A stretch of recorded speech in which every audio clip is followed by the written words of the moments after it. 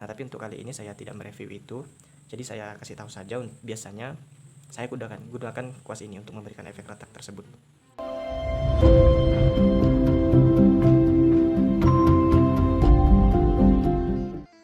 Assalamualaikum warahmatullahi wabarakatuh. Baiklah teman-teman, pada video kali ini saya akan mereview alat-alat lukis yang saya gunakan dalam membuat kaligrafi kontemporer.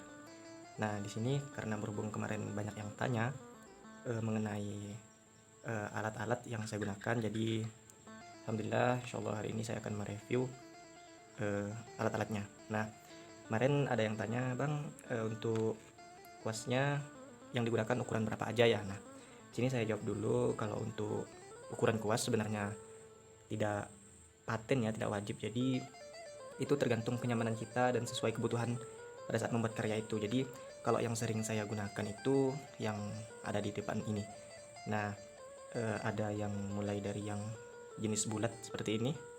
Nah, ini ukuran 2. Terus ada juga yang selebihnya itu yang pipih. Ini biasanya saya gunakan untuk membuat ngeblok gitu ya, ngeblok backgroundnya. Ini ukuran 10. Terus ini juga biasa saya gunakan dalam membuat background atau ngeblok, ini ukuran 14. Terus untuk yang buat saya menulis itu biasanya saya gunakan langsung kuas yang seperti ini teman-teman, yang miring. Ini untuk memudahkan kita dalam menulis biar cepat ya. Nah, untuk kuas yang seperti ini saya bikin sendiri ya, potongannya mengikuti potongan kalam.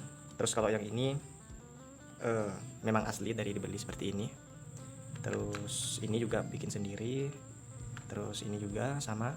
Jadi untuk ukuran ininya tidak menentu ya. Jadi ini sesuai kebutuhan saja.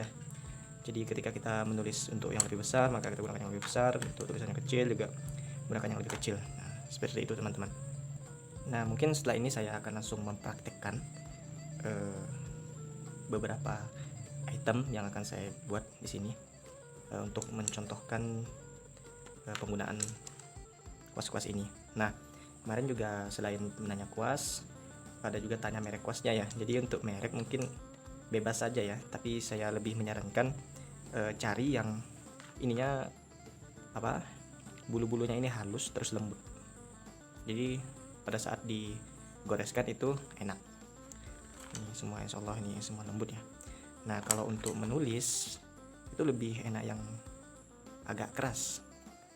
Nah, ini agak keras, tapi awalnya ini juga lembut karena dibuat pendek jadi agak keras. Nah, untuk yang ini biasanya digunakan untuk merespon tulisan, seperti membuat efek retak, memberi bayangan. Biasa saya gunakan kuas ini, kuas andalan.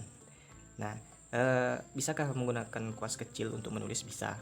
Jadi bisa ya. Jadi intinya untuk menulis nanti kita bikin pola dulu tulisannya. Nah, kalau kita belum bisa menggunakan yang miring seperti ini, kita bisa gunakan kuas-kuas kecil saja. Oke, baiklah teman-teman. Jadi langsung saja mungkin akan saya praktekkan dalam menulis ya. Nah, mungkin di sini kita membuat tulisan Allah ya. Yang lebih mudah saja kita bikin tulisan Allah.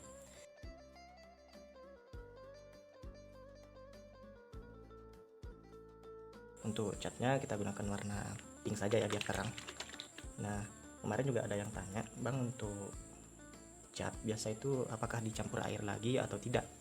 Nah, berhubung ini cat oplosan, artinya kemarin ini dasarnya warna putih kemudian dikasih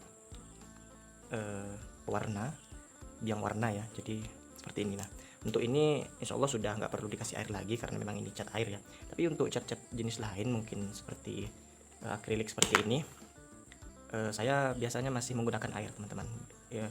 Pada dasarnya itu gimana biar mudah digoreskan, tidak istilahnya ketika kita goreskan itu enak, jadi tetap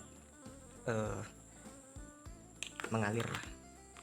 Nah, mungkin ini langsung saja kita contohkan untuk yang menggoreskan ini langsung ya teman-teman ya. Oke, kita ambil sedikit saja di sini. Nah, oke, baik teman-teman, kita mungkin menggunakan ukuran yang ini aja teman-teman, atau yang lebih besar ya. Mungkin yang ini aja, yang lebih besar. Nah, untuk ini sama seperti kita menulis kaligrafi menggunakan kalam. Nah, tapi biasanya kalau menggunakan ini kita bisa menggunakan dari arah kanan atau kiri tergantung bentuk hurufnya. Nah, kalau untuk huruf alif langsung ditarik dari atas ke bawah. Intinya ketika menggoreskan ini tidak melebar, jadi tetap dengan kondisi seperti ini. Baik teman-teman, langsung saya contohkan. Nah, ini langsung kita kasih, mulai dari sini langsung ditarik ya teman-teman ya. Nah, ketika sudah mau habis berhenti dulu, tidak apa-apa, nanti kita sambung lagi. Nah, kita sambung. Oke. Nah, untuk di sini kan belum lancip nah teman-teman, jadi itu kita kasih menggunakan cat kuas yang halus ini, bisa kita bantuan ini. Jadi ini kita bentuk, sesuaikan lagi, kita tarik. Nah, ini kita runcingkan manual ya. Makanya tadi saya bilang untuk kuas ini juga bisa gunakan untuk kita menulis. Nah, mohon maaf ya teman-teman jika bentuk tulisan saya masih kurang ya, karena saya juga masih belajar. Nah, ini kan tadi kita langsung menggunakan kuas besar ini tadi ya. Jadi ini kita contohkan menggunakan kuas kecil. Kalau kita menggunakan kuas kecil itu kita ikuti saja polanya teman-teman. Biasanya enak lebih dari yang sebelah tepi, paling tepi. Kita kasih garis dulu, garis tepi ini. Nah, ketika sudah terbentuk garis tepinya seperti ini, baru kita kasih di dalamnya.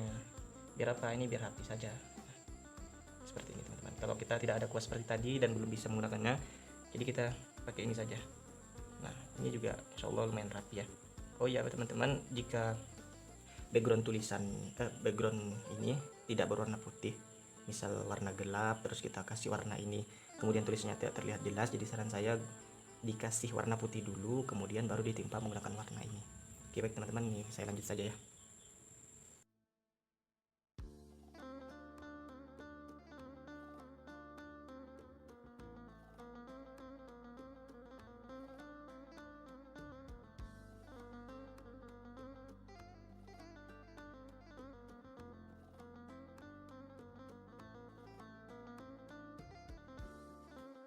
Sudah jadi ya teman-teman. Allah ya, mungkin seperti itu teman-teman. Jadi ini setelah kita pakai langsung kita rendam ke air ya. Nah, itu tadi cara penggunaan untuk kuas-kuas untuk menulis ya. Nah, mungkin selanjutnya saya akan mencontohkan mencampur warna pada saat melukis ini, dalam artian gradasi warna. Nah, untuk gradasi warna sendiri itu kita jangan sampai cat yang kita goreskan di awal itu kering. Jadi jika catnya udah kering maka cat itu tidak bisa mencampur. Nah, kita contohkan langsung ya. Mungkin yang paling mudah ini, paling dekat ini gradasi antara warna merah dan pink ya. Nah, kita coba ini teman-teman ya. Oke, baik, di sini saya mencoba sedikit saja. Kita gunakan kuas yang agak kecil. Mungkin ini saja. Nah teman-teman, ini kan masih beku ya. Menurut saya ini terlalu, pada saat digoreskan ini kita contoh di bagian sini ya.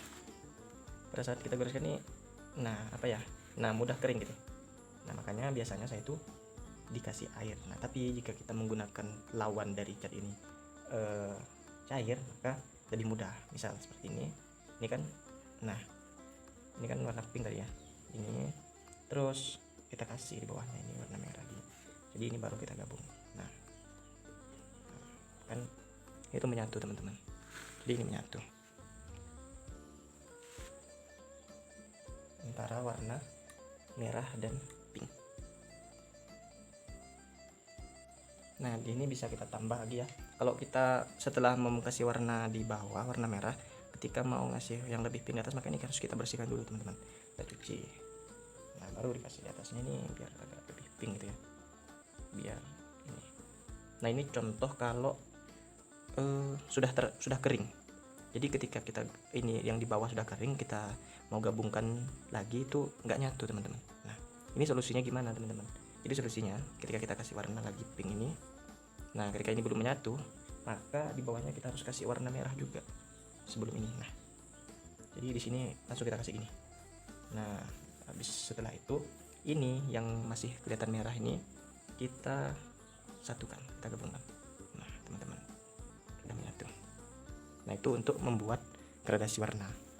Nah, biasanya untuk gradasi warna itu intinya menurut pengalaman saya itu intinya jangan sampai kering dulu gitu. Misal ini kan seperti ini, kita kasih contoh lagi, ini kan sudah kering. Ketika kita kasih warna di bawahnya, misal ini warna oranye, nah itu tidak menyatu, kurang menyatu, jadi masih ada batasan. Nah ini artinya terlalu kering. Maka dari itu tadi, jadi untuk membuat gradasi itu harus ketika masih basah, begitu teman-teman. Mungkin ini singkat saja ya, mungkin jadi nanti teman-teman bisa praktekkan. Nah, intinya jangan bosan-bosan ya untuk mencoba. Nah pada dasarnya seperti itu dasar-dasarnya teman-teman. Jadi nanti misal ini kurang jelas, mungkin saya akan buat video berikutnya saja, soalnya ini saya hanya mereview alat yang saya gunakan saja. Terus ada lagi setelah itu tadi kan, untuk mencampur kasih air nggak harus di sini teman-teman. Jadi kalau teman-teman sudah terbiasa ketika saat menggores ini kok terasa kurang air, jadi bisa langsung dicelupkan air, langsung digores lagi di sini, bisa seperti itu. Nah mungkin itu. Nah selanjutnya untuk penggunaan kuas kecil tadi kan, selain membuat tulisan, kemarin ada yang tanya juga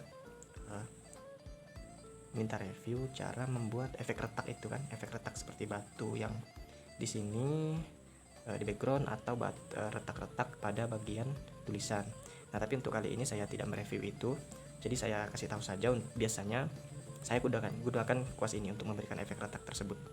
Jadi ini kan kecil ya, jadi lebih enak untuk membuat efek retak.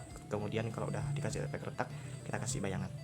Nah mungkin untuk video berikutnya baru akan saya buatkan membuat tulisan efek retak atau background batu yang efeknya retak seperti itu teman-teman. Jadi mungkin cukup sekian teman-teman video kali ini. Kurang dan lebihnya saya mohon maaf ya. Di sini kita sama-sama belajar, sama-sama sharing. Jika ada masukan untuk saya, silahkan teman-teman tulis di kolom komentar ya. Jangan lupa teman-teman dukung terus channel saya ini, semoga bermanfaat. Saya akhiri teman-teman, sampai ketemu lagi. Assalamualaikum warahmatullahi wabarakatuh.